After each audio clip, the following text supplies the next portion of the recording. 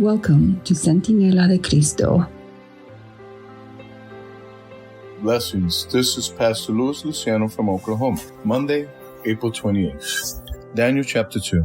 It was during the Babylonian captivity through the prophet Daniel that God presented the most compelling descriptions we have of the relationship between His people and the kingdoms of this world. His people were no longer anonymous. They will now be reaping the consequences of their choices, and perhaps learning from them. Read Daniel chapter 2, verses 31 to 35, which gives a sweeping panoramic view of world history until the end of time.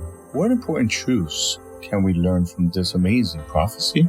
At the end of the 19th century, many people were executing a new confidence in human progress. The Paris Exposition 1900, for example, was a remarkable showcase of optimism about the future. Surely with all of our technological and scientific advances, many of humanity's worst problems would be at an end. As humans entered the 20th century, among many thinkers, there was this great optimism that Enlightenment ideals, such as human perfectibility and the power of reason, would usher in a wonderful new era for humanity.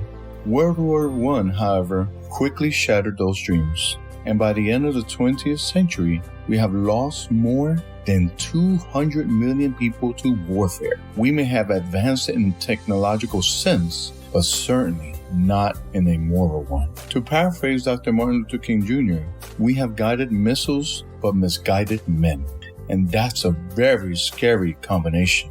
Many students of prophecy have noticed that the metals in Daniel chapter 2 move from most valuable to least valuable. For example, gold devalues to silver, silver devalues to brass, and brass to iron, until we end up with only iron and clay. Charles Darwin, Karl Marx, and other 19th century thinkers attempted to convince us that humanity is somehow tracking upward, that we are evolving biologically and socially.